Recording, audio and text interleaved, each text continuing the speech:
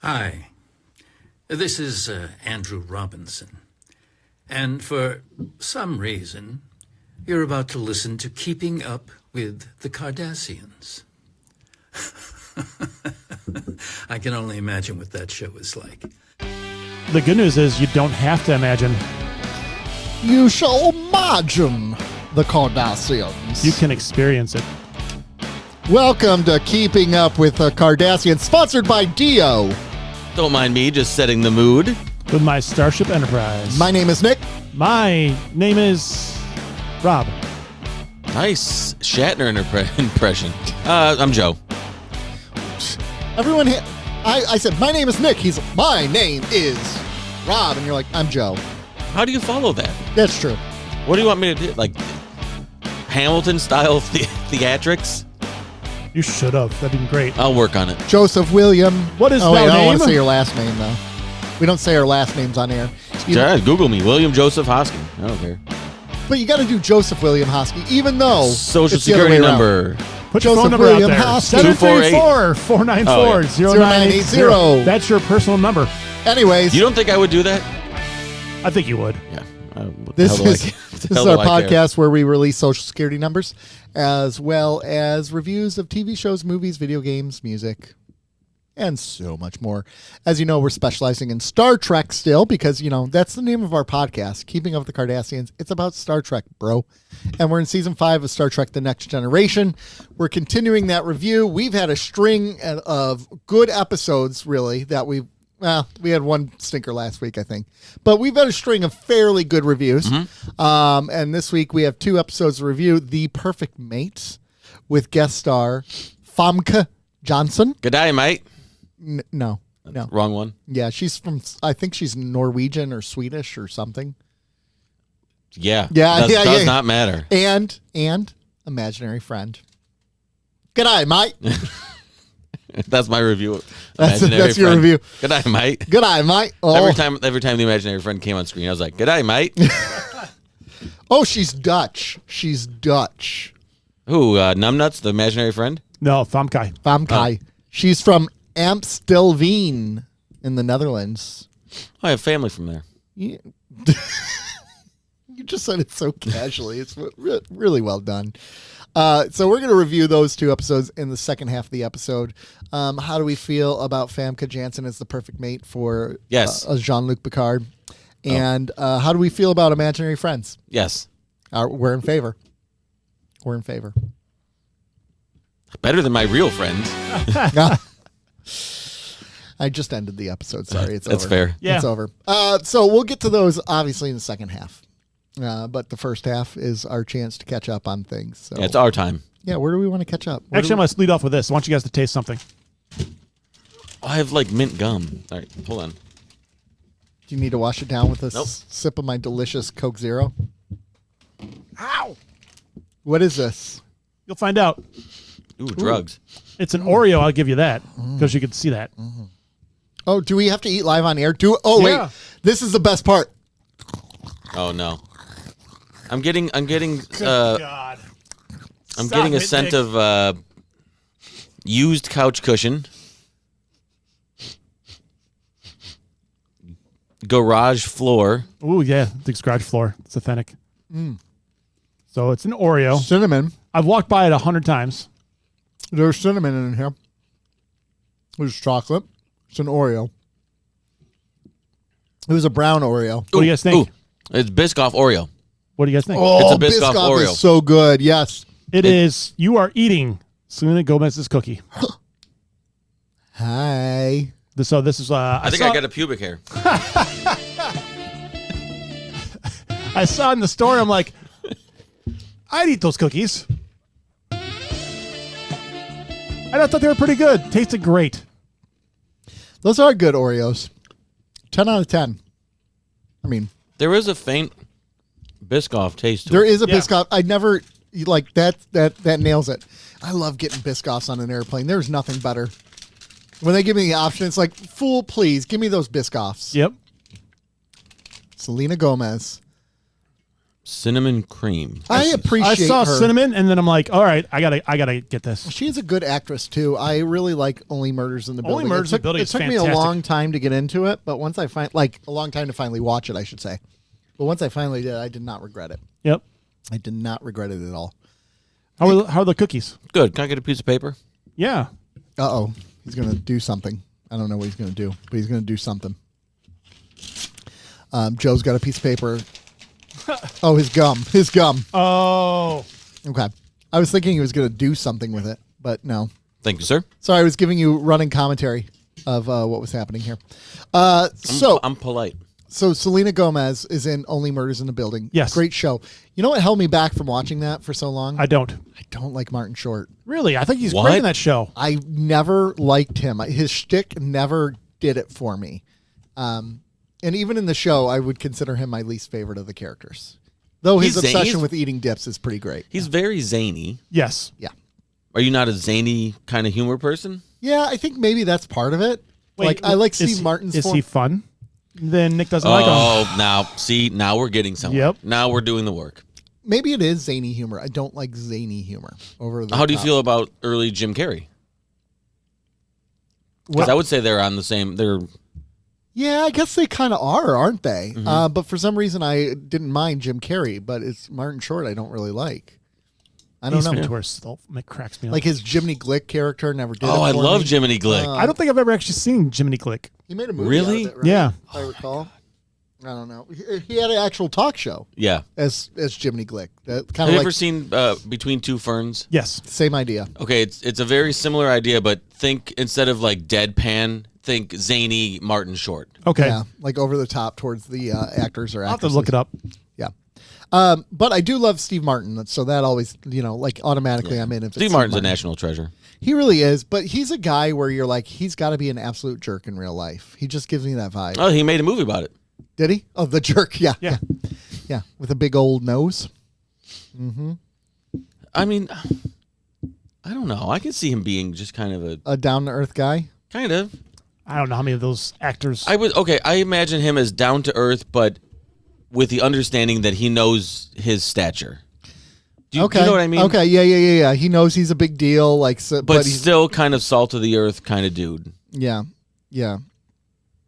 I don't know. I could be completely wrong, but maybe he's an absolute scumbag. So I looked it up and someone said, well, let me tell you, from what I've gathered from years upon years of extensive research following his social media, reading Jesus literature on him, Christ. and other accounts of meetings and interacting with him, as a result of my curiosity, which is in turn a byproduct of my sheer admiration for him, Oh my he's God, an kill me angel. already. and stalking him. And I following know. him What is everywhere that? he Was that goes. written from the inside of a prison cell? Like, I don't know. first of all, I know that was written by a woman. I 100% know that was written by a woman. It took too fucking long to get to the point. Leave Tadra alone. That's her name. Yeah, exactly. What are we doing? That was a word salad, and then they're like, You he's so nice. constantly look for ways to get us canceled. As if anyone can cancel us anyways, because we're doing this on our own. Yeah. What are they going to take more money from us? See, this is what I. Podbean is going to get. We're going to go to log in one day, and they're This gonna is say your what I account hate. This is big. what I hate about this whole argument stuff. Is like, oh my, the reaction is like, oh my God, how could you say that? Was I right? Was I right? Was I right? You're going to get us Yes, canceled. exactly. You're going to get us canceled, man. Oh my God, how could you? Was I right? You're going to get us canceled. Takes forever to get to the point. You're. Rough week? I'm great. Gosh. 734-494-0980. My name's Joe. Just direct it towards me. So I want to meet Steve Martin in person, though. He's an angel, according Because to according to this, according he's to an that angel. brochure. And multiple other people responded and said, yeah, he is really a great guy. short responses, I'm sure. Some of them were, yeah. Yeah, he's Some cool. of them were longer. Here you go. He cool. Yeah. He Bruh. aight. You should have said, I checked it out. He's good. He's legit. Yeah. He's too legit. Too legit to quit. Hey. Hey! That was that someone who took one too many creative writing classes. This was always my problem, though, when I was in school, when I was in seminary. I would always get yelled at because my papers were too direct and to the point. They're like, you need to add more. Like, why? You asked a question, I answered your question. Listen, this is too succinct. This is too efficient. You need to Please waste more of our time. Yeah, I'm a bullet point guy too. Just give me the facts. Or like, Well, I mean, I can appreciate setting I can appreciate setting up the payoff. But come on, I mean, what do we do? Like, he's an angel. It depends on the context.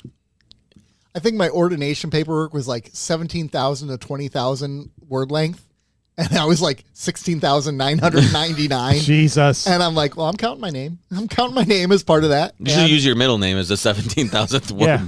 And I passed. I passed. So because I think some people just talk too much. Just get to the point. Says the people doing a podcast. Steve Martin's an angel. Speaking of angels, according to that borderline illegal research. Heaven has gained a new angel today. Oh, who gone? Terrance Stamp. Oh, Stamp. Terrance Stamp died today. Zod? General Zod. Kneel before Zod. Or Jor-El, depending on Jor-El. Zod in Superman 2 and Jor-El in Smallville. He died. He gone. He died. It's so fresh that it isn't even in Wikipedia right now. Shit, we're breaking news. We're breaking his death. Too bad. I mean, by the time this airs. Yeah, by midnight, it's going to be old news. Yeah. Just know that we knew it before you guys did. That's right. And we're breaking it. You just didn't know we broke it. Correct. Stamp has, like, it'd be hard to pick out the roles he's done, but you see his face and you're like, oh, yeah, I've seen many movies. He's been in tons of Do you know stuff. what he looks like, Terrance Stamp? Yep. Because you said it, and I was like, he's kind of got a scary man, yeah, and that's what he plays. He plays bad guys, a lot of bad guys. That screams 80s villain. Mm-hmm. He was in Yes Man with Jim Carrey. He was in Wanted. He was in Valkyrie. Where Tom Cruise plays a German without even remotely a German accent, just plays it straight English. Everybody had their normal accents in Valkyrie. Did they? Yeah, not a single person spoke with a fake accent. I love it. Why? Why? Because why bother? I mean, I kind of appreciate it. You're trying to make a period accurate. Hey, why bother? Hey, I like a British guy that's playing German. Why bother? Hey, what's the point? He was in Young Guns? Hey, we're making a movie about the assassination of Hitler. Do you mind if I just wear my flip-flops? They're like, yeah, why bother? Yeah. Why bother? It's fine. I respect German that. soldiers wore flip-flops. It's just cargo shorts, beach attire. That's amazing. Amazing. Holding a margarita the whole time. Why bother? Why bother? Yeah, but he had a pretty prolific acting career. He was never what I would say a big actor, right? I mean, no, would you say he's B-list or C-list? I'd probably say C-list. I would probably agree with that. More people know than C-list. He might be a B- at least. The name is known because of Superman. If it wasn't for Superman, I don't know if he would be a known name. I mean, he was in Electro. Just kidding. I'm just kidding. He did. He did some video game acting too, which is crazy. Yeah. And theater. Theater. He's a thespian. Hey, dude, don't tell me that. I love thespians. Like Casey Jones. You're one of those. I've never even looked at another man. Yeah, that's such great. You're claustrophobic. Hey, man. Hey, you want a fist in the mouth? Never even so much as looked at another man. That is ahead of its time. That's a great joke. It's hilarious. funny. So Terrance Stamp died. RIP to Terrance Stamp. Yeah, he for gone. sure. He gone. It isn't very often that we get to eulogize one right the same day. Yeah. So Terrance Stamp dead. He gone. That's what I'm putting for my summaries. I'm right as I go. Like I write down what we talk about. Yeah, Terrance Stamp dead. See, this is how I know you're efficient. You just completely eliminate the word is. You just Terrance Stamp dead. This is how you get to the point. Here's my problem though. I'm efficient with that. Like even when I write my sermons and I write them in bullet point, and I'm very efficient. And then I'll go to read it like 2 days later. I'm like, what am I even talking about? What did I mean there? TS is JD4, and I'm like, what does that even mean? I just initialed everything. Half of the time, I'm like, I don't know what this is supposed to say. Bullet point 3 is just the Konami code. Yeah. I don't know what the. Doesn't make any sense. Yeah. So there's that. So Terrance Stamp's dead. But beyond that, there's some other things that I wanted to talk about. There's some movie news that I wanted to release that I think is really exciting. You did watch The Penguin, right? Yeah, you watched all The Penguin. Mm-hmm. There's a rumor that Kristen Milioti is going to be returning as Sophia Falcone in Batman Part 2. And I'm super excited about that if she's back. Though I have a feeling it would be like a bit role in the asylum. I mean, it all depends on the plot, right? Yeah. I got my fingers crossed. I know it's. I mean, it's still 2027. I have one. If I could have one wish come true for this movie, it would be the plot, and it would be Court of Owls. Court of Owls. I think that would really work. You could bring in Milioti. Don't you need more than one movie for that though? Because it's a big. I feel story. like in a way you started that with the first one, right? Like Riddler is the first part of unraveling it, and then it more and more comes unraveled. Court of Owls, I think, would be a really good story, and it fits with the tone of what the Batman is. Oh, it sure does. That darker atmosphere. Especially because I think the Brave and the Bold is going to try, they're going to try to stay dark, but I don't think they would go there. No, it still surprises me how many people that you hear comment that did not like the Batman. It blows my mind. It is a really long movie. That's not even the long. They just call it boring. I'm like, how can you call it boring? But I think that goes back to the longness of it.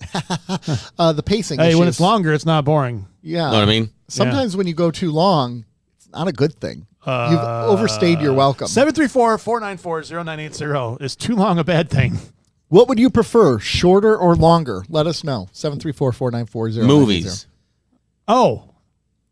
I thought we were talking about something else. Film. I prefer my movies between 3 and 5 minutes. All right. That's a short film. It is, but it gets right to the point. You know what it wants. Yeah. You're looking at like a Super Bowl commercial. Yeah. Yeah. And what are the most memorable? Super Bowl commercials. We all remember the Super Bowl. Those Clydesdale horses running up and down. We love those. The Budweiser Clydesdales. Terry Tate, office linebacker. Terry Tate, office linebacker. Why? You kill the Joe, you make some mo. You know, there's so many good. You know you needed to cover sheet on your TPS report. You know it.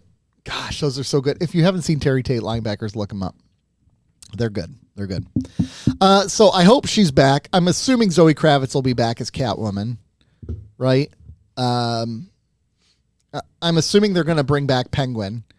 Oh, they got to. Colin Farrell's done such a good job with what he's been given. They kind of have to do it. Then are these just extensions of each other? Maybe or are not. these going to be standalone films? I think they're because this is a Batman Part 2, right? Yeah, I think they're standalone films, but they have that interweaving thread. That shared universe. Yeah.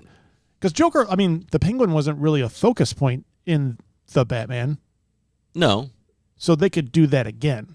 Mm-hmm. I don't know if they're going to bring back Catwoman because it just seems like that's what I was thinking. They'd be repeating too much. That's what I was thinking. I could see them not even doing it. Yeah. I could. You all right over there, Nick?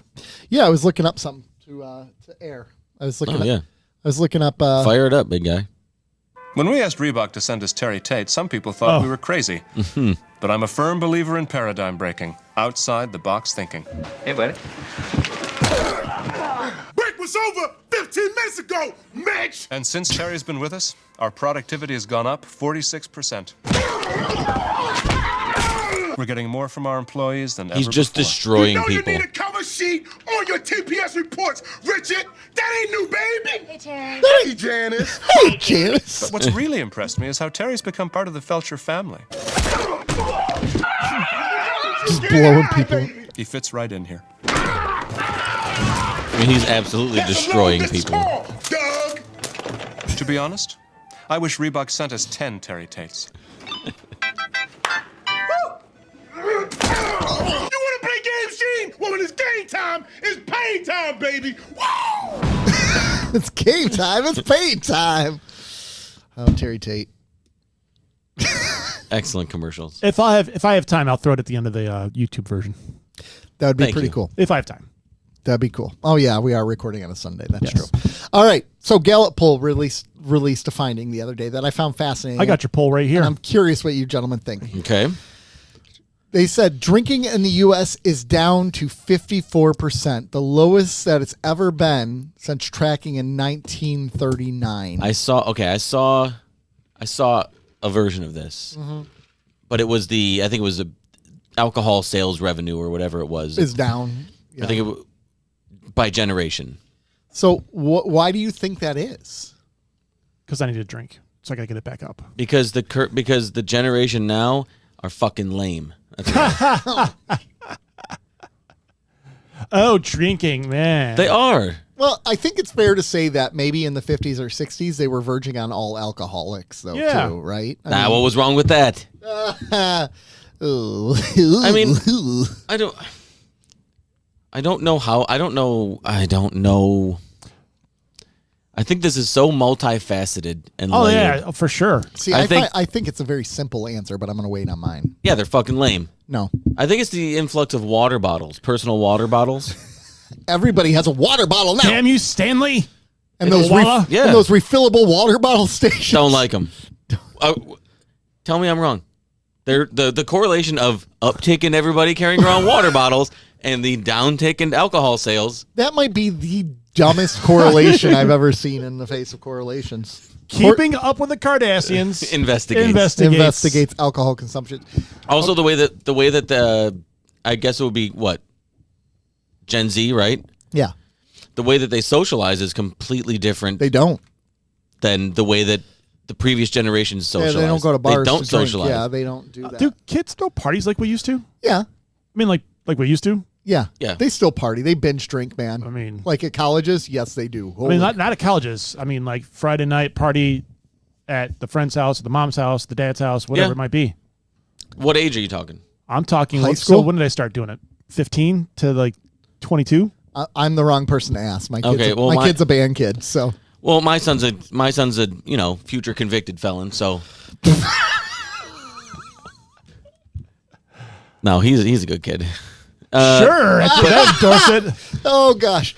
No, but I've dropped him off at parties before, and it's innocent, right? It's just like a gathering of middle schoolers, but eventually those middle schoolers become high schoolers, and I would assume that there's probably going to be some parties in the future that are going to be close to what you and I are talking about. Probably. It's probably not to the extent it was, but I think there's a couple things. But I don't think that what he's talking about doesn't factor into this because that's underage. You can't factor. You could track the sales though because someone's buying it. I mean, you can track the sales, but I think this is similar to like smoking, right? Like, why is smoking down now? I mean, vaping is up now, which is stupid. I hate vaping. Listen, but if you want to smoke. Respect. Yeah, but vaping, stupid. I hate when I see people vaping on an airplane. It drives me nuts. They're not supposed to. They're not, but they're still doing it because they're like, well, it's just vape. It's because they're self-righteous twats. I hate seeing people they basically have like a Zune in their hand. Yeah. Like an old iPod, right? And they're like vaping from it. I'm like, what are you doing? You look like the dumbest piece of shit at this airport. Wouldn't it be great if it was like a backpack with like a hose that you would use on like a blow? Like they're damn near the size of like, you remember like the mini handy cams from Sony, like in the right before. There's one floating around here somewhere. Right before we went to cell phone video. Yep. Like they were just mini. Yeah. That's what it looks like. It looks like a goddamn mini cam. Is anybody else ever disappointed when they take a hit of that? You're like, oh, I really thought that was an iPod. I was going to think you were cool. So, anyways, I think part of it is with smoking, like the gain knowledge on the dangers of long-term smoking. Same thing with alcohol. Like we have further information about the damages alcohol can cause to the body. Like we know it can cause. Yeah, but these are the same idiots that are vaping. I just think people like to go. So the whole health conscious thing it cancels out. See, I think it really. My ultimate argument is it boils down to disposable income. In the 50s and 60s, man, it was everywhere. Liquor was cheap. People had a boat and a cottage and whatever, and when they were working like part-time. I think people like to go, you drink? I don't. No, and I don't. I disagree with the disposable income thing because they're buying shit off of TikTok. They're buying stuff. But I mean, they're buying skincare routine stuff. They're buying Starbucks. They're buying all sorts of other things with their disposable income. Yeah. They're just not buying alcohol. So they have the income. By the way, we do have a merch store. Yeah, buy alcohol on our merch store. Buy a case of PBR. I don't think we have that. So send us a message to 734-494-0980. this is interesting. So from 97 to 2023, at least 60% of Americans reported drinking alcohol. And it fell to 58% in 2024 before reaching 54% today. So just in a couple years, that number has gone from 60% to 53% or 54% today. Do you think the percentage of people who listen to this podcast and drink is 100%? I'm going to go with yes. I mean, yes, probably. Either during or after the show. It's like, what the hell? If we're time stamping it before the show, it's probably lower. Yeah. During and after, immediately following the show, it spikes. So they do have ages in here. This is interesting. 18 to 34 in 2023, 59%. Is this in the U.S. or worldwide? I don't even U.S. Okay, so 18, 19, 20. We got, and now it's down to 50% for 18 to 34. Why? Okay, the reason I asked that is because why are we taking polls 18 to 34 about drinking, when about they consuming can't alcohol? drink until 21? Correct. I know that it happens, but the percentage is going to be skewed even lower for 18, 19, and 20. There's going to be a non-zero percent, but it's going to be skewed lower because it's not legal to do. So the vast majority of people are not going to do it. They won't have the opportunity. Do you think it has anything to do with the rise of legalization of weed? Oh, and it actually mentions that in here. You're welcome. Probably Recreational marijuana. It's a new place to spend your money. Here's what's interesting. That is legal, and you can get a medical card at 18. They did it by party ID. In 2023, 65% of Republicans drank. In 2025, 46%. I think that's full of crap. Yeah. So a 19% drop in 2 years, where Democrats was static on that. So, but that could factor in pot as well, because that was something that was very much against the right for a long time. Oh, yeah. And now they're like, it's cool, now guys. they're like totally fair game for pot, Dipshits. you know. I don't, whatever. I'm just probably because they're they're the critical nature of it. I think it's because they've been looking at their leaders and they're like, all right, look, we need a strategy. Yeah. We all need to be high. Yeah. Okay. If it's plausible deniability if we're all baked out of our minds. So just legalize it and decriminalize it, and then we're good. They asked him, do you think drinking in moderation is good or bad for your health? In 2001, 22% said it was good for your health. Hell yeah. Today, 6% say that. Idiots. We're 53% it's bad for your health. So it used to be about equal between bad and good for your health in 2001. Now 53% was idiotic. Do people not know what moderation means? Moderation, 1 or 2 drinks a day is good not bad for your health. I don't know that 1 or 2 drinks a day is moderation. Good for your health. A glass of wine a day is not going to hurt you. Wine tastes like ass. Yeah, you don't like wine, but like... Or ass. Or a beer a day is not going to hurt you. Don't like beer either. I think what it ultimately boils down to, and I've had this, I might have mentioned this once before on a podcast, but I visited a woman at a nursing home one time who was like 104 and was like running around, whipping around. And I'm like, what is your secret? And she's like, a shot of whiskey every day. And I laughed and she's like, no, I'm serious. What I really took that to mean is she lives life a little more carefree, right? She enjoys life, just has a good time, doesn't let things worry her. A loose woman, huh? Amen, Nice. brother. Nice. 104? Good for her. 104, yeah, or something like that. It was like she was really old. She was old. She was 79. She was so old. She was- Nick's like, I visited this old lady. She was 80s 50. I'm just saying. I'm curious what everyone else thinks. Let us know your thoughts on why people are not drinking like they used to. Quitters. I mean, it's certainly not the social landscape. The factors that would drive one to drink are heightened more than ever. Oh my gosh, yes. What is it's got to I would say it's lameness and marijuana. Two biggest things. And the water bottles. I'm not backing down off the water bottles. I mean, it's a losing argument, but that's fine. Listen, losing arguments are my specialty. If I'm not losing them, I'm not winning them. Right. Why even have an argument if you're not willing to lose it? Do you think it could factor in like that the market is so fragmented right now, or there is like there's a whole new level of snobbery with beer drinking and stuff where people are like, I'm just not even going to bother drinking because like I'm going to get crap if I drink a Bud Light because people are going to be like, oh, you should try this New England IPA, and you know, like, do you think that maybe factors into it? I think there could be some of that, like IPAs taste like skunk, I don't like this. Okay, I'm just going to go. You don't like beer. Definitely don't like IPAs. I could deal with a beer. I don't. I mean, I drink PBR. I know it's terrible. When I did that, delicious. When Leslie threw that party for me at my house for the beer testing or whatever, the beer taste, that was the orgy. That was fun. The orgy was great. That was awesome. Yeah, that was really cool. We need to have another orgy, guys. I'm in. All right, I know you're in. As long as there's PBR, I'm in. Got a cooler. Wait, full is that slang for something? No, Pabst Blue Ribbon. Okay, got it. No, I mean the P and the B. I don't know what the R stands for, but yeah, that's a good point. All right, you guys have anything else? No, not really. Okay.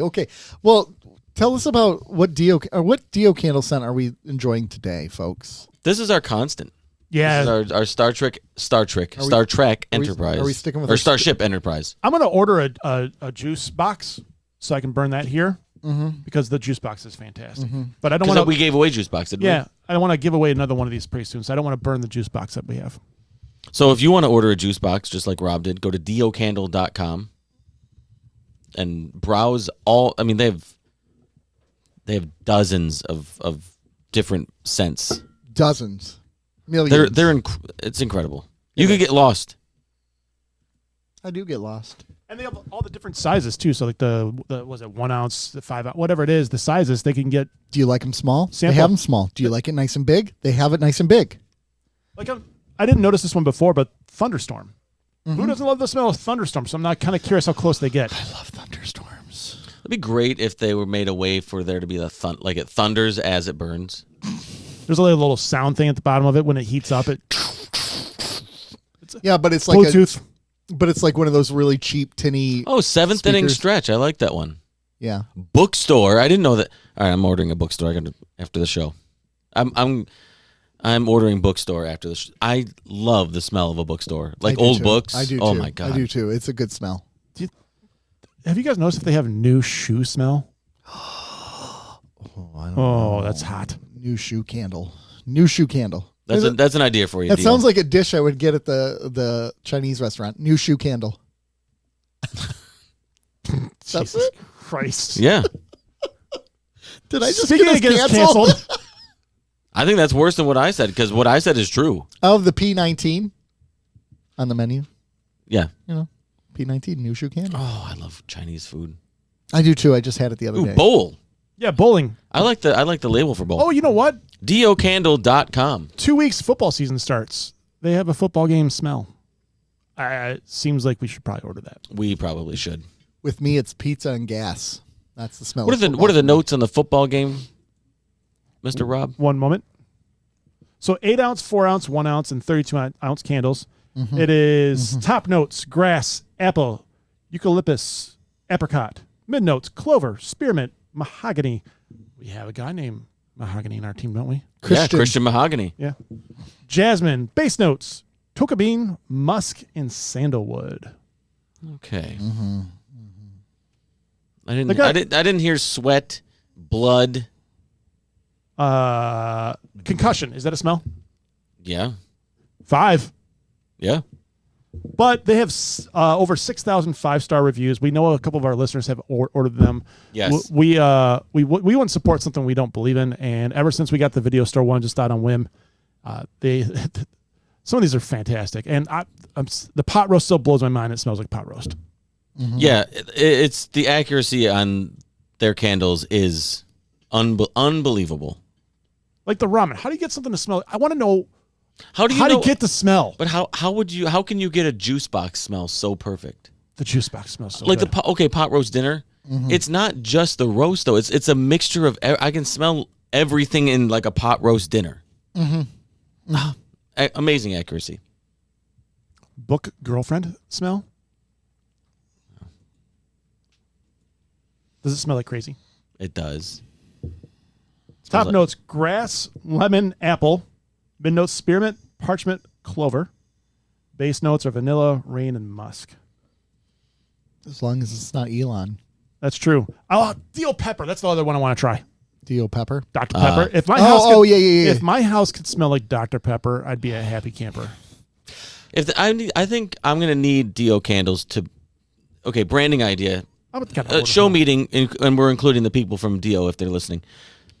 We need to brand with Ronnie James Dio, and get like a concert venue smell. Wouldn't it just be their weed candle? Nah, I mean nowadays they should rename that one. Yeah, pretty much. No, Ronnie James Dio. Ronnie James Dio candle. Excellent. All right. Anything else? DioCandle.com. Onward and upward. Are we ready to move onward and upward? We're moving onward. I think we're moving downward with these episodes. Are we moving to Trek? Interesting. Star Trek it up. Let's take a trek. Star Trek cruise. You don't know what that means, but it's obnoxious. It played on the cruise ship non-stop. Just non-stop. All right, so we're on the Starship Enterprise, where an ambassador comes with some cargo ready for a peace ceremony. It's a gift for another civilization. And that gift gets open. It turns out it's a lady, and that lady is what they call, what did they call her? An empamorph? Or, oh gosh, I can't remember what they call her. But basically she... empathic? Empathmorph or something like that. I don't know. Her whole personality morphs. Oh, yeah. Empathic metamorph. I know somebody like that. Empathic metamorph. Sister-in-law. So, empathic metamorph, which means her whole personality will adjust and shift based upon the male she's around. Her whole goal is to please the male she's around. So she releases pheromones at all time. The whole crew is getting caught up in her, especially Picard. He's super into her, but he's also being a captain, keeping himself away. The woman, though, realizes that she actually loves, Kamala really loves him. Not Kamala Harris, just Kamala. She's in love with Picard. But Picard's like, you can't have me. An aging leader? She's in love with him. And this is not good. Meanwhile, there's Ferengi on board causing some issues, which results in them knocking out the ambassador, which means Picard has to take the place of the ambassador, which means he spends more time with her. At the end of the episode, she's like, I want to be with you. And he's like, sorry, you can't be with me. And she's like, I will never be happy because I'm not with you. And she marries this other guy at the end. And the ambassador says to Picard, I don't know how you did it. And Picard just looks like off in the distance, like he's sad. The end. So sad. The end. What a bummer. I mean, listen, you lose Famke Janssen, that's going to affect you. Man, I don't know how you've recovered from that. You don't. Clearly, because the next episode he's empathizing with children. I know. I hated it. It has deeply affected this man's leadership abilities. He's changed who he is as a person. It's broken him. Can I go back to Dio candles just for 1 second? Yes, sure. DioCandle.com. French fry candle. Okay. You've got my attention. Do French fries smell good? Yeah. Okay. When they're warm. Fresh French fries? Dude, it's been a long week. Now, is it hopefully that doesn't smell like I had McDonald's yesterday in my car and I left the bag in the passenger seat. That's why it's fresh in my memory, because that happened and I walked into one of our cars and it had the McDonald's smell in it. And I'm like, come on, guys. Yeah, what are we doing? Yeah. Reevaluate your life choices. Oh, speaking of McDonald's, I'm McDonald's free. I haven't had McDonald's in almost 2 weeks. Nice. So glad we're staying on topic. Listen, my health is of McDonald's before I got here, actually. I can tell. My health is of utmost importance. Yeah. I actually scheduled a physical for September 8th. Colonoscopy after all this. So I don't know what our schedule looks like, but the next time we record after the 8th, which I think the 8th is a Monday, so that next weekend, you'll get a full report on my demise. Okay, cool. Good. Man, I'm not looking forward to that for you, because he's gonna be like that drink they make you drink the night before. No, I'm not going. I don't think I'm getting a colonoscopy. Oh, you're just getting physical. It's a physical. Oh, okay, yeah. I haven't had a physical in a few years. Put it right here. I got you. So cough. I'm preparing for the worst. All right. Is there a point where we can talk about the actual episode, though? Sure. Oh yeah, that's what we do. Blame him. He interrupted. That's For true. good reason. He went to did. diocandle.com and found the French fry one. That's right. I'm just going to sit here until one of you actually starts talking about the episode. So Riker. Do you want me to play that one clip? This is Riker's dream come true. No, it's not. So there's this. He's so torn. So there's a scene where Riker is with this woman and she starts making out with him, and he's down for it. He's down for the making out. But then this happens. This has been very educational, but I make it a policy never to open another man's gift. I know my role in history, Commander. But it's going to be a long voyage. Whew. It certainly is. We'll try to make you as comfortable as possible. So he goes out after this. This is my favorite part right Where here. he's just like, No, it's the next little bit. Riker to bridge. If you need me, I'll be in holiday school. I'm gonna be in the holodeck. I got some things to take care of. See, I love that part was awesome. Like, 1992, and it's the first time Star Trek's probably ever thrown something in there where it's like, what Riker's going there to do. You know exactly what he's doing. And is he gonna pull a Geordie? Is he gonna make a No, version he's of going her? back to one of his programs. Oh, like the woman from the first season? Well, there's some jazz freaky woman? stuff in there. no, I would go back to the program with the lady. Like, don't disturb me. Yeah, I'm creating Famke Janssen. Yeah. I think he's also, I call bullshit on the, I make it a policy never to open another man's gift. Oh, he's opened gifts. He's opened before. plenty of gifts before. Yes, he has. He has. I call bullshit. I do. But what a great line that is. Yep, it is Yeah. a great line. Oh my gosh. Maybe it's a new policy. Maybe it is. Maybe he is. I've instituted it as of now. Maybe he got STDs or STIs. Sorry, D's, STDs. STIs. and he was like, you know what? That's why this generation doesn't drink. They're too worried about STIs. No, But- we rename shit. When I watched this, I had to kind of go back and rewind and go, did he just say what I thought he said? Yeah. Oh, he did. If you need me, I'll be busy for the next 5 to 7 minutes. And they're all doing it too. All the crew is losing their mind. Worf loses his mind at one point. She starts growling. I know, at she him. growled at him. She started it. That's the And then worst. and then he growled, and then he kind of And I was caught like, himself like, oh, He's like, shit. oh, dang. oh You dang! think I'm getting freaky. I'd break her. Though he I'll never broke break you. Dax. Yeah. So here's the best part about this, though, is that same makeup they used for Famke Janssen is the one they used for Dax too. Yeah, for the trills in the future. Yeah, for the trills in the future. I was wondering that. I'm like, she's not a trill, though. No, she's not a trill, but they reference back to this episode as why they use that sort of makeup. Okay. Yeah, and there's human-looking aliens that aren't human, too. They walk Betazoids. among us. Yeah. So they just, they wanted to, I don't know, anyway. But I guess where do we start? We can start with the Ferengi. Let's get this out of the way. Ferengi sucked. They didn't even need to do Well, that. we were had they- 3 Rom. Yes. Yes, they did. Max Grodenchuk.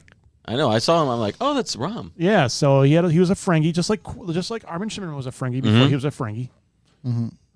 It's amazing to me how good of a job they do at making the Ferengi all kind of look alike. Even though you have different looking actors playing them, they all kind of have that. And I know it's a lot of makeup, right, and Sure. prosthetics, but they do a really great job with it. And they've come a long way. Yeah. They have. Oh, yeah, they have. So they were purely a plot device And you know, to get her unhatched. and it's so funny Yeah. how much they all hate the Ferengi. Like at the very beginning, where Riker's like, make sure to assign them a quarters not close to mine. That's hilarious, Like, first of all. ouch, man! Come on, bro. Well, have we ever seen a Ferengi on this show yet that It's reaction tolerable? is not warranted? Yeah, they're all the worst. They're Yeah. the absolute worst. Yeah, so we know right off the bat that they're just annoying creature, like species. We haven't ran across a Quark yet. We haven't ran across I don't know who else yet, but we haven't ran across like one that you kind of want to sit next down to and listen to him talk. Yeah. I almost feel like, though, very similar to Quark, how they present to humans is meant to be a facade.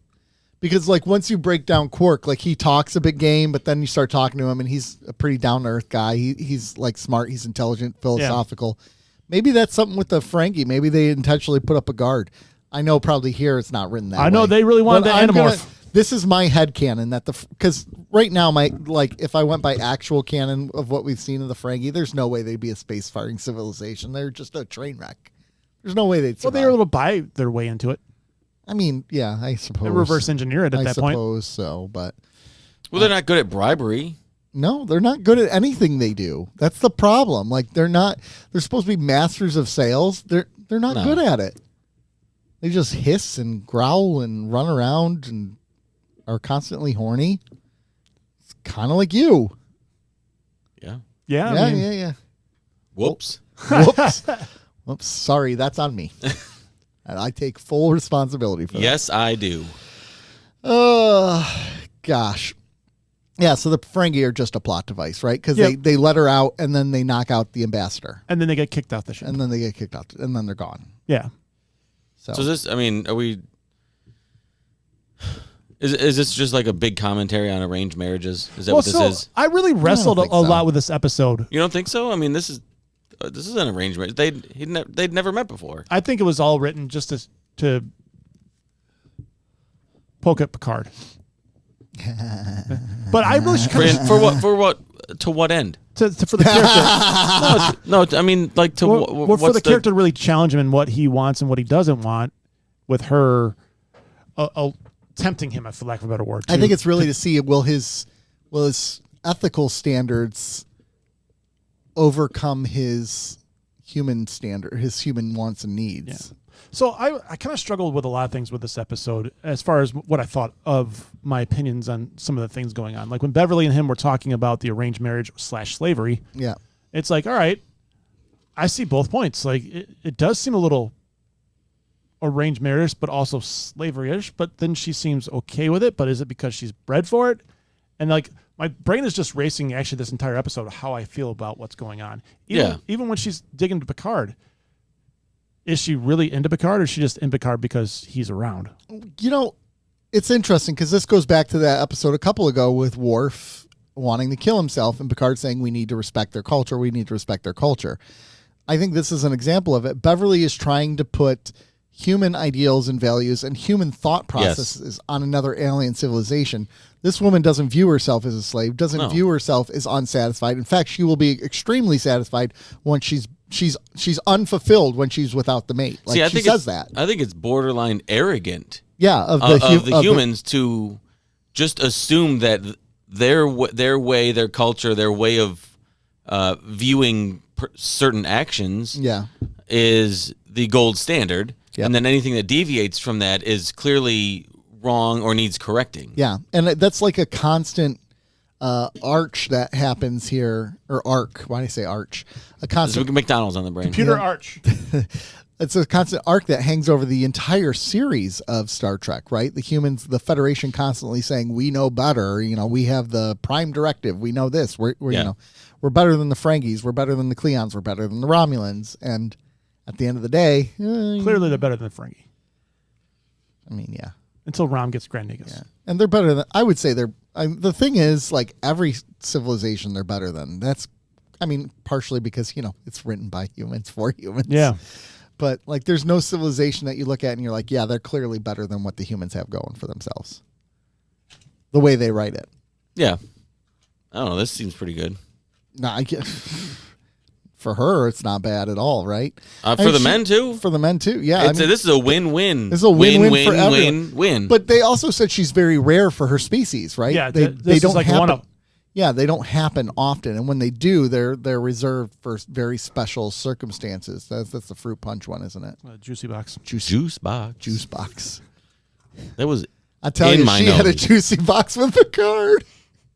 Jesus, how is what I say? All right, I want to hold on. I never expected that out of me. That is not. That's. She did though. They had drinks together.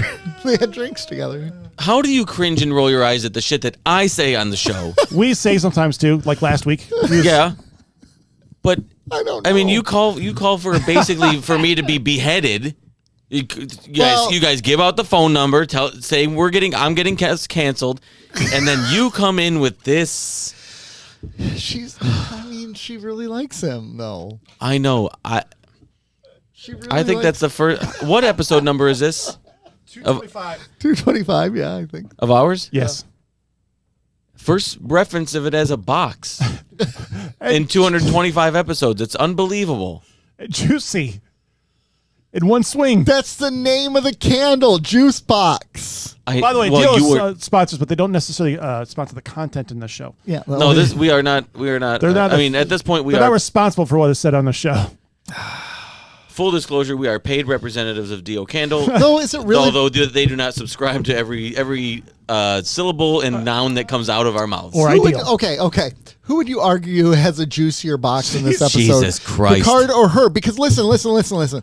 At one point, she invites him into the quarters, and he's like, "You're one day away from arranged mating. Why would you want me to visit you in your quarters?" So immediately you know where his mind is, and she's like, "I said a visit. I didn't ask you to make love to me." With a big old smile on her face. With a big old smile on her face. Okay, implication maybe there. And big old smile on And then Picard's later face. on, he's like, "Tell me more about yourself." And he's like, There's nothing. I just read books. I'm very dull. And she's like, "Well, when I say you're interesting, do not take it lightly." And he's like, "Oh, I'm trying to be as dull as possible." So like they're both, well, their boxes are both getting juicy, and they can't help it. One of the things in this scene I liked, it helped me feel better about her liking Picard for Picard, not because she's programmed to like the male that she's around at the time. Yeah. So it kind of made me lean more towards that. But I that's the kind of stuff I wrestled with this whole episode. Like, is she actually attracted to him? Is it because of? And is he actually attracted to her because of the pheromones thing? Yeah. Right. I think. Oh, I assumed it was yes to all of that. Yes. See, like, yes, she's giving out like. This is out of character for Picard, and he's been around beautiful women before. So yes and no, because he never seals the deal that we know of. No. But his actions are he's spending more time with her. Yeah. No, he's actually smiled. He's really having to wrestle with himself and control. Yeah. His forward nature with her, and he's never had that problem. He's never had to do that, except for he's Beverly that one time. He's been on skipping down. He goes to Rise, to read books. Like he's been around situations where he's, surrounded by beautiful women, and we've never seen him act like this before. And then the scene in 10 Forward where literally everybody in her orbit was like fighting over, getting ready to duke it out. Yeah. And then what has Picard said or done that would really turn her, course correct her genetics? So in a weird way, I would actually argue because neither one of them consummated the relationship, it tells you how real it actually was. And in the sense of like there wasn't just pure lust there. There was more like a concern for the individual knowing what damage it could cause if they both did what they wanted to do. You know what I mean? I see your point. Like I know, but she's programmed she's programmed to it. Right, He's but not. she still held herself back too. Now, granted, if Picard would have, I don't think she held herself back at all, because if Picard didn't have the self-control that he did, she would have been gone. Yeah, she would have. I mean, they would have there have been juicy consummated boxes. on every piece of furniture on set. The box would be juiced, is what you're saying. Yes, that's what I'm saying. He would have jammed in that straw to the juice box. Please help me. Please help me. How else are you supposed to get into the juice box? Don't you take the straw and you jam it down as hard as possible? Sometimes you gotta get. Don't you hate it when you're trying to get in the juice box though, and you jam it in really hard and it like slips out? You miss the hole and it like bends the straw. It bends the straw. And you think you broke it. You think you broke it, and then the straw doesn't work the same after that, right? Sometimes you gotta take it easy though. Well, no, because you have straw anxiety, and then and then you have to flip the straw around to the other end. And just poke it a little bit to get in there. Are we talking about the same thing? Yeah. Yeah. Okay. Yeah. Okay. High C. They need to make adult juice boxes. They do. They do. They're called Truly. Yeah. No, like. You need them to put it in a like cardboard. In the Capri Sun. It's a box. It's what is it? Franzia. Yeah, I guess boxed wine. Yeah. That's a juice. That's an adult juice box. Would you consider a Capri Sun a juice box? It's a juice pouch. Yeah, it's juice. I would consider it a juice box. You would? The pouches come in a box. That's true. That's true. Because those are the ones that are really hard to get your straw into when you try to poke the pouches. No, yes and no, because the straws though they're firmer. They are firmer and plastic. they got a point to them. They and do. You can poke They're them actual weapons. Yeah, when you have it in your hand, you actually got a good grip on it. But sometimes what I do with the Capri Sun ones, I squeeze them real tight to like really. Yeah, but then they squirt. They do become squirters when you poke it really hard, and then it's messy. It is. Then you're sticky. And you lose part of the juice box. You do. Then you can't consume as much. You can't. I never had one squirt. You haven't? No. Really? You got to really squeeze it harder then. Okay, fair enough. Okay. There's a certain way you have to do it. Yeah. Like he was saying. Well, for sure. Yeah, because if you just kind of go by the tips of it and just try to hold it delicately, it's not going to work. You have to. No. To get it to do what you wanted to do, like to squirt out when you jam the straw in, you can't be gentle. Yeah, you can't be gentle at all. No, definitely not. No. You gotta be careful. I knew that. Yeah. So right when she comes out of the shell, Picard's first reaction is to say, "Hey, Riker, take her to her quarters." Yeah. Right away. Of all people. Oh, I know, right? And what happens? Because he knows who Riker is. Do you think they have like a deal, like an unspoken deal? Like, listen, okay, Jean-Luc, anytime there's a new female on board, Yeah. Please. I'm just calling as your number one. Give me first dibs. Yep. Come on. I'll buy you a new book. Yeah, it's my responsibility. Okay, I take this duty seriously. Yeah. So as soon as she like hatches and forms, he's like, Riker, just take her. It's got to be an unwritten rule somewhere. I find Picard does a good job. That's why Riker doesn't want to be a captain. He doesn't want to give up that I know. control. Yeah. There are certain perks. Picard does a really good job deflecting her all the time. Yeah, doesn't he? he's trying the entire time. The one time where he's like, "Do you not find me attractive?" He doesn't answer it yes or no. He says, "I find you unavailable." What a great response that is. Patrick Stewart did a lights out job playing that role of deflect. He's a politician. I mean, yeah.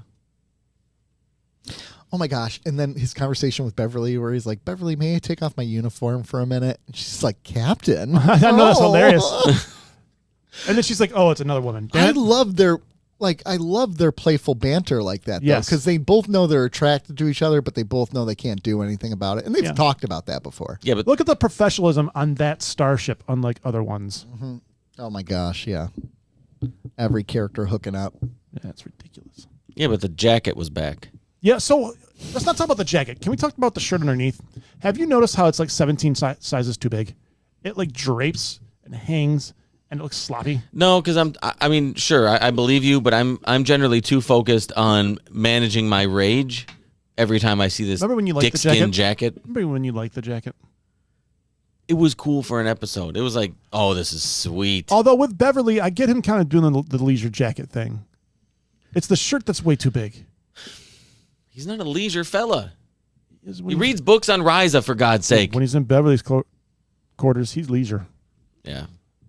Do you think Beverly was jealous? I don't know if she I was, mean, it's Famke Janssen. No, if she was whatever. Johnson. Johnson. I don't know if she was Johnson. jealous, just more shocked. Yeah, because that's not like him. She's like, wait a second. This isn't like you. Like, I've I've been pursuing this for years. I've fallen in love with folks who changed their gender. I've fallen in love with ghosts. Wait, not yet. Spoiler alert. Sorry. But she doesn't expect it from Picard.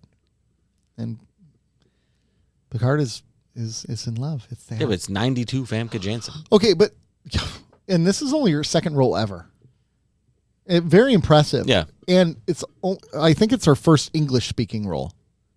So Not bad. I think that's impressive too. So there's that final conversation that Kamala and Picard have with each other where she basically says, "I've bonded to you. It doesn't matter that you aren't the person. I've bonded to you. And now my whole life, like, Is a lie. is a lie. Like, I'll be able to be empathetic towards this guy, but I'm never going to be happy." But bummer. I know, And she- right? And Picard's like, oh, dang, dude. Yeah, womp. And then And there's nothing I can do about this. No. So here's the thing. If the whole argument all along was this is her being, and once she bonds with this man, she will be truly happy. His whole argument for saying, no, we can't do anything is because she'll bond with him and she'll never know any better. And now she's saying, I'm going to bond with him and I'm going to be miserable. Well, the reason being is that the whole point of the story was, yeah, that's true, but also to stop the war. So she knew the greater good. Was this a war that they couldn't And then win? it was a necessary evil. But at what Nice. point do the Federation ideals? Because again, now at this point, you are getting into a little bit of He trafficking. can't interject, though, unless she asked for it. Right. And she says to him, I know what my job is. I know Yes. what my duty is. Okay, counterpoint. Yeah. Do we think this is a war that they can't win? The Federation themselves? Yeah. Federation's not involved. They're not. Yeah, Well- they're the mediator. Oh, then we're good. People have gone to war for women before. And they're already at war. This Yeah. is Oh, the then end we're of the good. war. So This I would be don't like understand. this would be like Ukraine and Russia coming to the table, and Trump.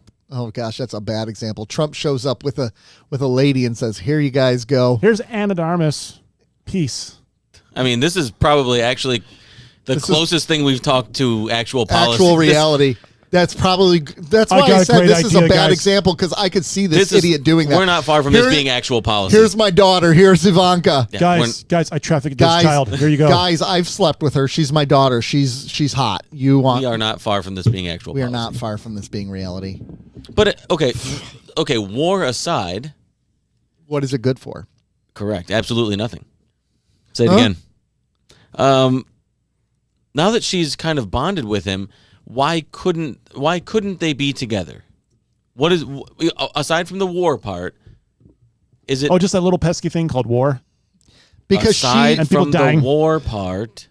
right, because she feels the call to duty, right? That's her calling. She feels like she doesn't have a choice. I think, and that's the whole argument Beverly makes. These women don't have a choice. And he's like, no, they do have a choice, and they're going to be happy. And now here's her saying, I will never be happy, and I don't have a choice. Can't Picard direct Beverly to not help this dude? The dude that got cut with the glass? Well, that was actually the ambassador. the ambassador. The other guy. That was an ugly Oh, husband. the redheaded guy. The other But guy. the other guy didn't really care about her. He's No. like, whatever. She's just a byproduct. Well, he Yeah, did he when he didn't care. saw her. You see his kind of demeanor change. He's like, "Oh, I get it." Yeah, but we can get you someone else, man. Yeah. Like, and that sounds really. But there's got to be other women who will be like, I will be happy doing this. She's not going to be happy doing this. So I don't know. I think that's what makes this episode good because it ends in a space where you're like, wait, hold on. The whole argument was that she was going to be happy, and now we're finding out she's not going to be happy. Right. So now she's miserable. It's not a clean ending. Picard's by any miserable. means. Yeah, exactly. And Picard would have been just happy with this woman. She would have been happy with him.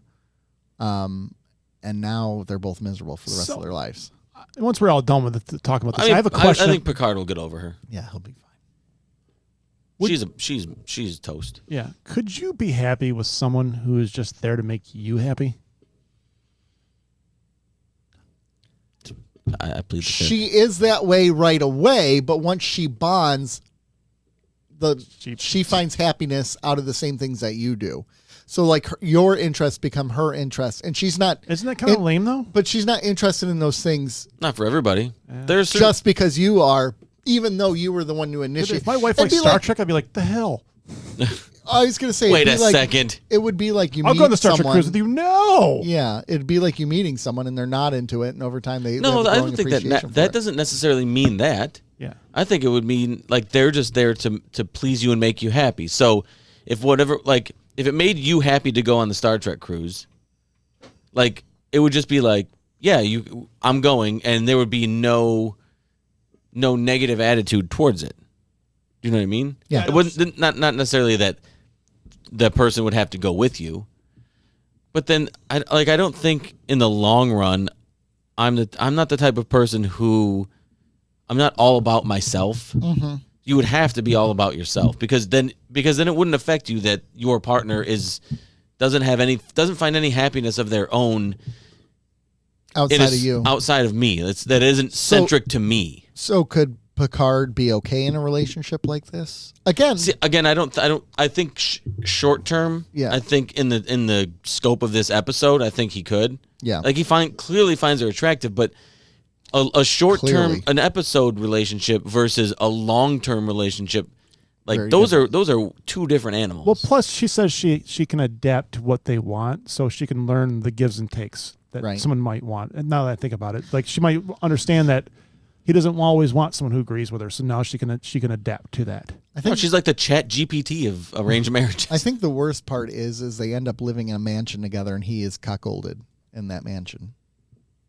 It's Picard, isn't it? Or it's Riker, isn't it? Professor X, Oh, Jean Grey. Yeah. Oh, it's just because And he's married. She's married to Scott Summers. It's because he's in a wheelchair in the He's in a corner. wheelchair now. He can't move. There it is. Thank you. You got it. It is pretty funny when she introduces herself as an empathic mutant. You're like, oh. Like the the Leonardo DiCaprio thing. And she was also offered the role of Jadzia Dax too. Famke Janssen was. Oh, because of the neck stuff? Because she had the neck tattoos? Well, they thought of her right away just because she was good at it, but she turned it down because she didn't want to be typecast. Which it kind of worked out for her. She ended up having a good career. I mean, she was Xena on the top. Yes, she was. And she was Jean Grey. That's true. Jean Earl Grey. Oh. She made Earl Grey tea for him. She did. Oh gosh. I think this episode in a lot of ways reminds me of some of the stuff we would see in DS9. Again, that morally gray ending. Yeah, I can see no this one's as happy. There's not a Ferengi. Technically, there's not a happy ending here, minus the fact the war ends. I think Riker had a happy ending on that holodeck 4. Yeah, he did. He's still there. Yeah, he's still there. Yeah, yes. He's just in a coma. He's dehydrated as hell. We're gonna need a cleanup in here. Bring in the ensigns. They're just like, just shoot me. I have a red shirt. Just shoot me. Somebody just shoot me. Someone sprayed a lot of juice box in here.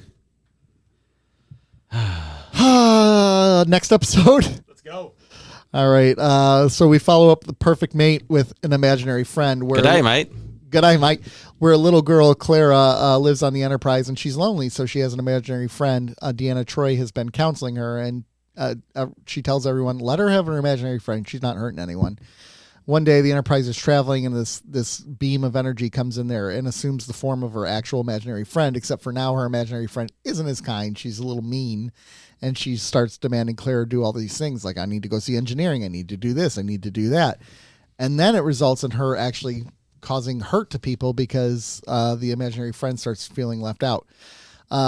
Picard intervenes and then find out that this energy is actually real. Like, these people thought it was an imaginary friend. It turns out it's a real person now. And the imaginary friend is mad at them because she feels like they're being mean to Clara. And it turns out Picard says, yeah, we're not being mean to her. She's a kid. Kids can't do everything, but maybe we need to reconsider how we treat children. And then the episode ends with them leaving the area, and Isabel and Clara talk and say goodbye to each other. 2 things. My summary for this episode would have been like this simple. I still hate kids.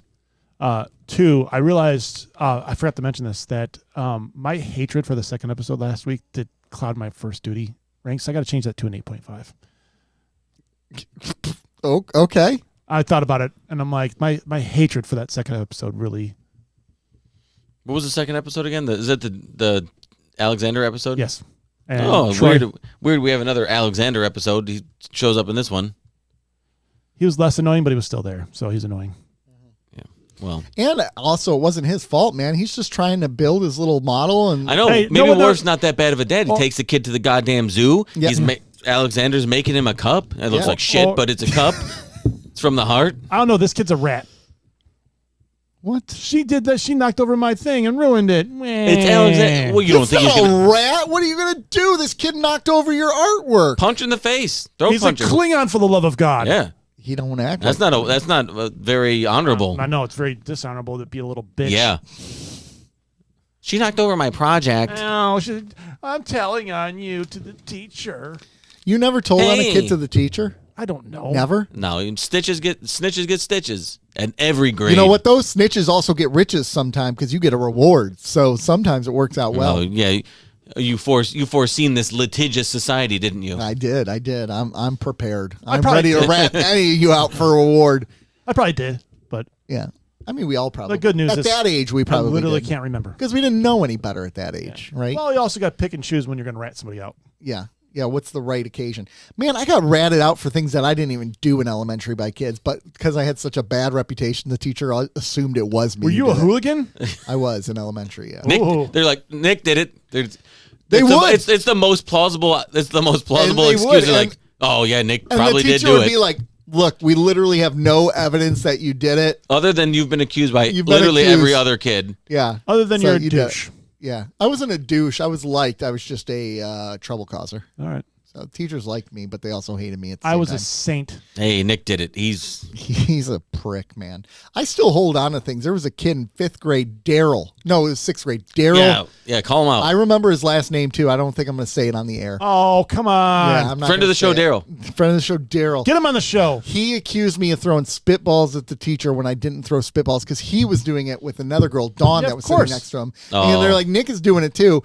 And the teacher looked at my desk, and my desk was a mess because all kids' desks are a mess. And she's like, well, you must have done it. So I had to stay inside while the rest of the class go out to play dodgeball. Wow. Deflect. Look at them just dusting aside your constitutional rights. Yeah, just illegal search and seizure, man. You had no probable cause to go into that. You deserved a trial of your peers. Well, that's the problem. The peers were very quick. Well, not those two peers. Well, you just throw them some Jolly Ranchers for the rest of the class. You're good. Dude, in 4th grade, I got accused of stealing the Jolly Ranchers for the teacher's jar. I wasn't a part of it. No, it I was know you Jimmy did and Tim. No. Jimmy and Tim. And I remember both of their last names, too. Jimmy is dead now. Rip Good. to Jimmy. Fuck him. Did you kill him? You killed him, didn't you? No. You killed this Drug overdose. Oh yeah, the that drug was very popular in my neighborhood. Jolly Ranchers, Jolly Rancher overdose. I was kind of hoping he'd say Jimmy giant and babies. Tim. And they said, well, Nick was there too. No, I wasn't. But I got accused, and I had to sit in for recess. How many recesses? It still makes me angry. I didn't do it. Hey, Nick, we can go play some dodgeball right now, man. How many recesses did you miss for no good reason? There were quite a few. There were quite a few that I missed for good reasons, but there were just as many. Nick's inside again. 734-494-0980. What's your tragic grade school story of missing recess? That you got to miss recess or a fun activity because someone accused you of something you did not do. Or if you're Daryl. Or if you read somebody out for something you didn't do. Daryl L. I'm not going to say the rest of his name. Daryl Loser. Daryl Loser. Daryl. He moved after 6th grade. I never saw him again. Because he's dead. It's because he's in the witness protection Yeah. program. Oh. I can't. Well, that would give him good excuse to blame you. He can't afford to get caught for anything. He's in witness protection. I wish I remembered how to spell his name because I would totally look up. It's kind of a weird last name. Lajewski? Kind of close, actually. Yeah, let's dox this kid over I know.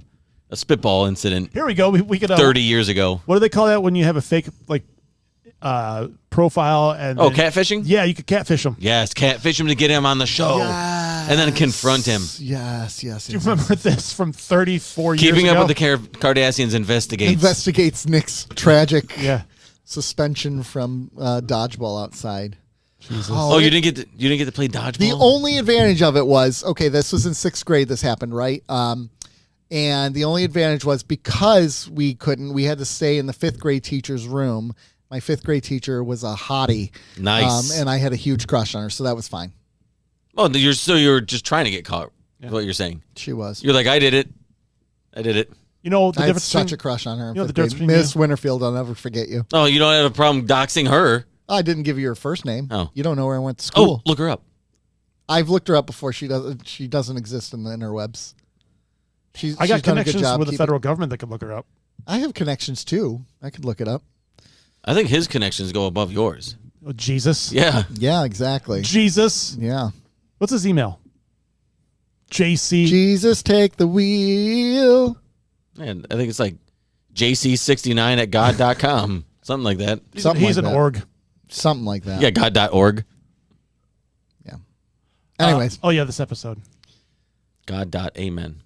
Did you guys ever have an imaginary friend that you know of? I never did. I don't believe I did. I never had an imaginary friend. I was too would. busy with the real ones. Okay, so in 3rd and 5th grade, I had the same teacher, Mr. Jones. And Mr. Jones and me. In 5th grade, I believe, is the year that album came out, and I bought it. I bought that CD for him for like Christmas. Nice. Kind of crows. So it's an ass kiss. No, he was the best teacher, and he would read us books. He would read us. I forget the series, but like the name of the character was like Fudge. They're like Fudge books, like I don't remember. But anyway, he would read them like in character. Oh, really? So he would do different character voices for all these different characters and read these books, and I would get into these characters just by the way he read them. So I would play them I would play like characters for my friends at Okay, yeah. like during class or during recess or whatever. So I would get into character. Yeah. But I never had imaginary friends. I don't think I ever had like imaginary. Speaking friends. of which, later I got to show you. I don't know if I sent it or not, but my brother found an old advertisement for a play I was in when I was younger at a church. Yes. I'll have to show you later. And maybe Patreon, you'll get a taste of that bad boy.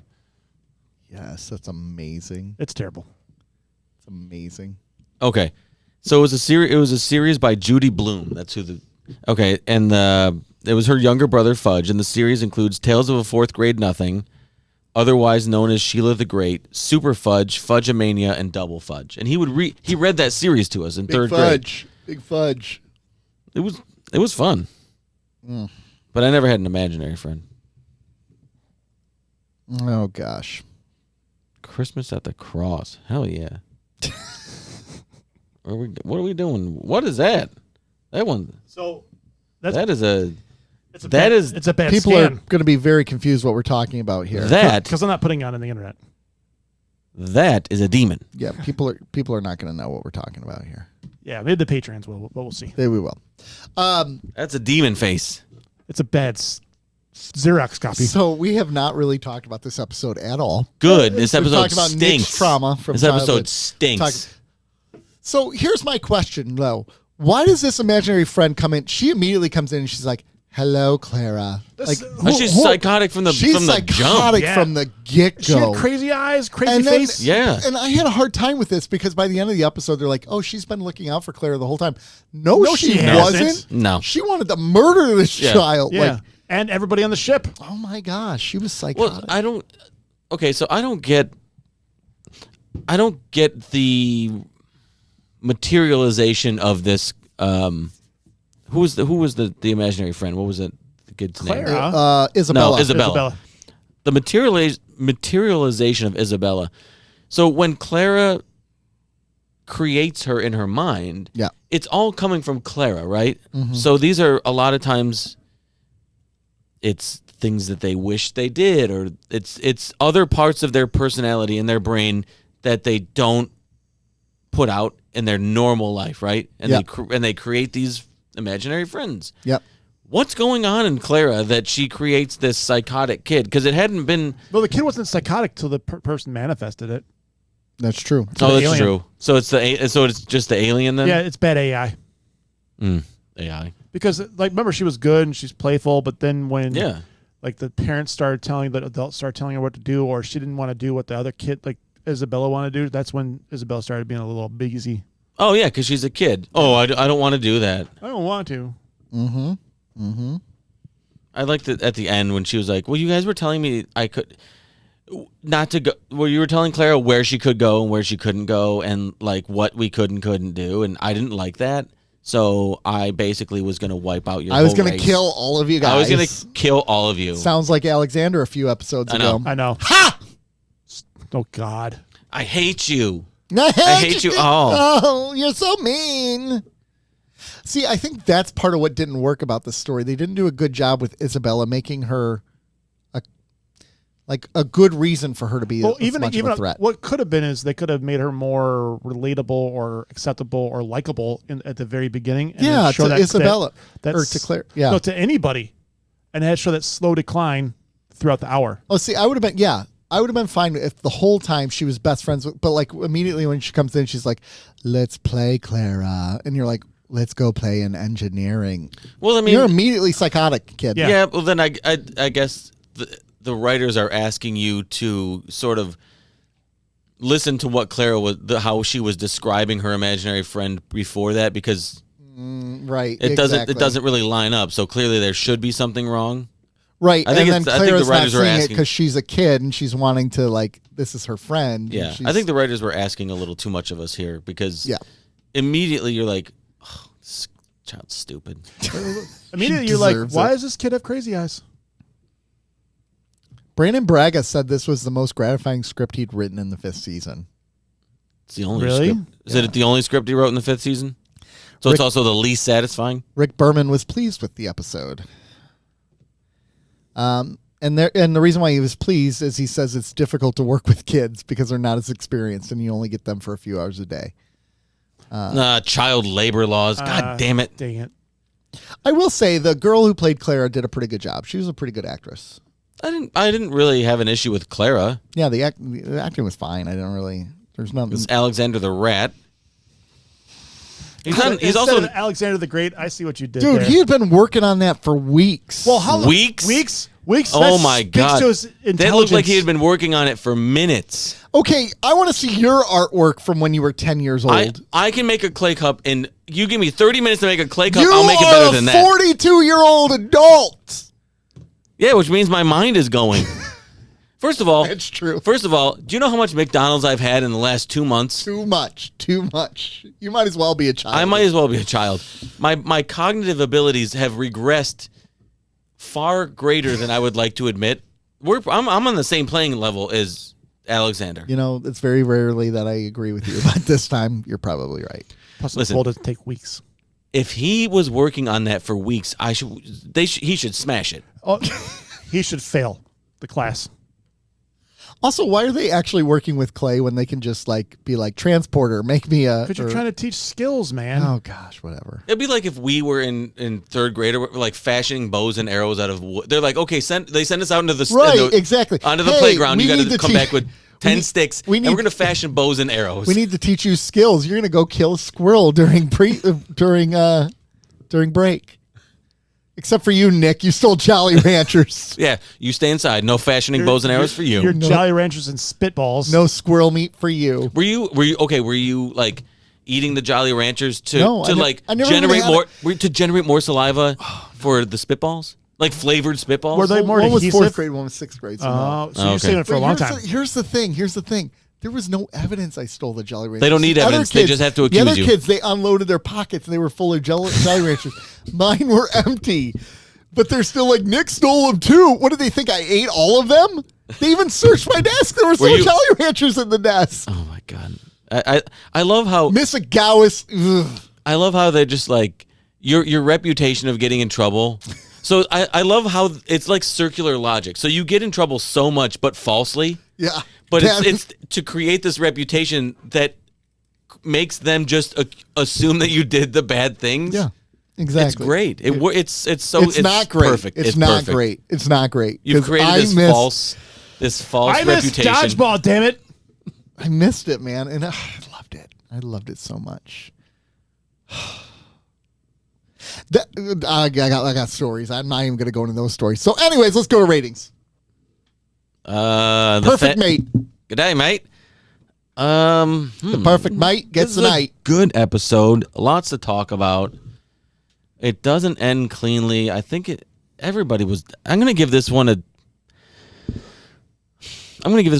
8 even. An 8. That's what I gave it. The perfect mate gets a night. I think I was going with 7. 7. Wow, that's sad. 7.5 7.5. You said you wanted to up your rating from last week, didn't you? for first duty, not the other one. To Actually, I would 8.5. like to lower the other one. Are we going to allow him to up his No. score? Okay, we're sticking. Sorry, you have to stick with an 8. Sorry, we commit. In your heart, you I have can. access to the spreadsheet, you know. Yeah, I can see when you make changes, bro. It keeps a running track of when you make changes. For imaginary friend. I just took a picture of it, so now I have evidence if you moved it. Evidence. You wouldn't know what that is, Nick. I know what circumstantial evidence is. Yeah, the circumstances you were in the class. That's all they needed. That's all they needed. I'm going to go with Thor. Thor? Yeah. I'm right around there. You're going with Thor? Thor. I'm going Thor 0.5. Thor 0.5? Yeah. I'm going to go Thor as well. I didn't think this was a great episode. No. This was like a Love and Thunder sort of episode. Which is there was an eeriness to parts of this though. Yeah, there was. like There was. like almost like a horror suspense type of eeriness. Well, that scene where Deanna Clara. sees her for the first time, like that. Yeah, that was good. I get shot in the face. Bow, blasted her. She just started blasting. Just started blasting. She did too, man. And She don't see so well, so she blasted through Clara. and I don't run so well either. So she just disappeared and reappeared somewhere else. Oh, there we go. We are done. Gentlemen, we only have 4 more episodes of season 5. How are we still in season 5? I know, it's never ending. We got 2 more seasons of this show. They last forever. There's 26 episodes in this season. That's too much. I feel like 20 would be the perfect amount in hindsight. I think 22 or 3. I think that's fair. Yeah, but 20, we're pushing 30. It's just too much. It's too much. I'm exhausted. They could have cut the Alexander episodes down. Oh my gosh. Better yet, we should have killed him in that episode. I mean, Worf tried to leave him at the zoo. What if Isabel killed Clara and Alexander with a laser beam? That'd be a great episode. And then smashed his project. And then smashed the project. No, smashed it and then killed him because you want to make him double suffer. Yeah. I give it a 10. Yeah, 10 out of 10. I give it 11. My ratings go to 11.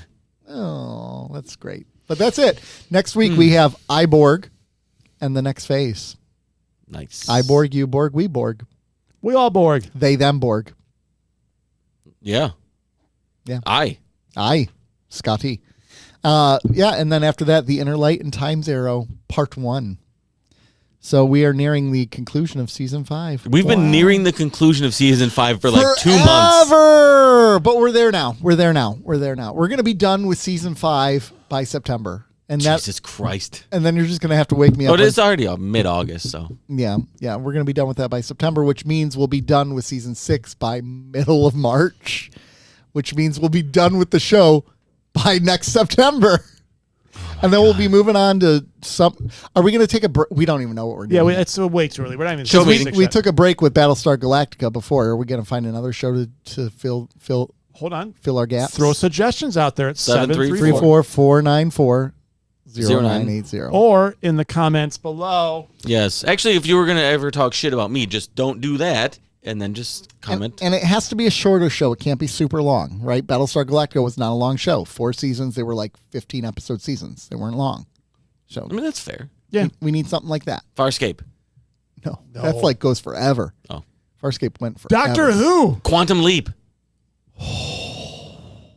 Our first retro review TV show. Retro review TV show. Yeah, maybe, Sequest, DSV. Does anyone remember that show? I do remember. With Rob Schneider. It was on Channel 4. Roy Schneider. Not Rob Schneider. Very different actors. Did you know Nick Carter's a Star Trek fan? From Backstreet Boys? Yeah. We'll get him on the show. He posted from Star Trek Las Vegas. I did see that. Yeah. Well, because they were in Vegas for the Sphere thing. Yeah, but he was at the convention saying. I mean, they have a residency, so they don't. He doesn't have to. Can we show him our video? Wouldn't that be? Fuck. Yeah. Sorry, I swore I said an F-bomb on air. I don't normally do that. We need to send it to Nick Carter. Well, go ahead. Okay, I got this. But you know what? It's not a Star Trek one. It's just Toy Time. But the name, the podcast, and then you parlay it into, hey, actually. We talk Star Trek all the time, and we used to have a toy skit, and then we made it off of your skit. Yeah. Nick Carter? Okay, I'm on it. Will you really? Yes. Scout's honor. Scout's honor. You promise. You swear. Do you see me? Scout's honor. He's giving you the shocker. You've made promises before. And I know I have as well. And I have not fulfilled my promises. All right, ladies and gentlemen. Well, that's it. We're out. We're going to keep up with the Cardassians elsewhere. So tune in next week as we continue season 5. But this was Nick. This is Rob. This was Joe. Thanks for keeping up with us. Bye.